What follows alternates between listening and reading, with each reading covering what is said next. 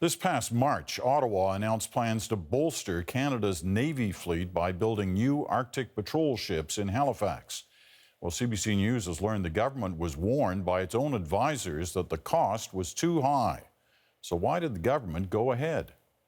The CBC's Terry Malewski has that story for us tonight. Terry.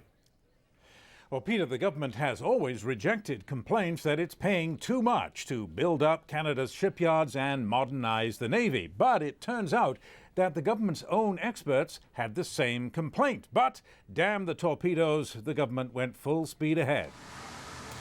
The naval buildup is a bonanza for Irving Shipbuilding in Halifax, hired to build a fleet of new Arctic offshore patrol ships, AOPS.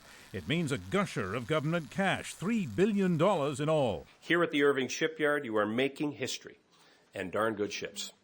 The first phase, $288 million, was announced this year, but that's not to actually build any ships. It's just to design and to prepare to build them. Now, CBC News has learned the government signed the deal despite a warning from its independent advisors that the price was out of line. Experts at International Marine Consultants in Vancouver told the government 6 months ago that Irving's price was very high and considerably more than we would have expected for a shipbuilding program for vessels of the size and complexity of the AOPS.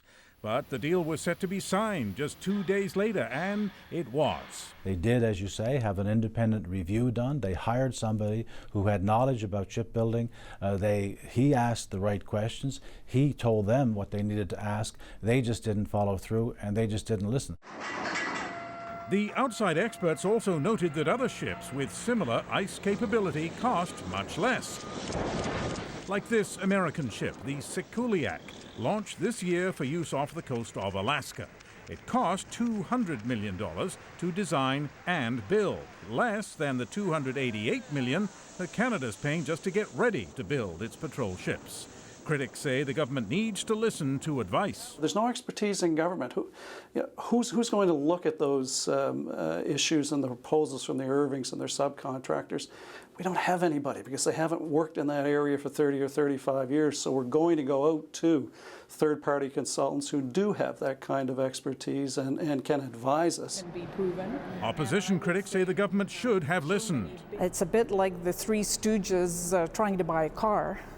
But this is a serious project. This is multi-billions of dollars. Now, both Irving and the government responded with written attacks on the experts chosen by the government, saying their report was invalid and inaccurate. Both also said that the AOPS program is well run and creates jobs.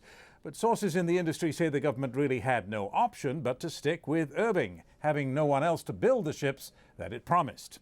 Peter. All right, Terry, thank you. Terry Malewski in Ottawa.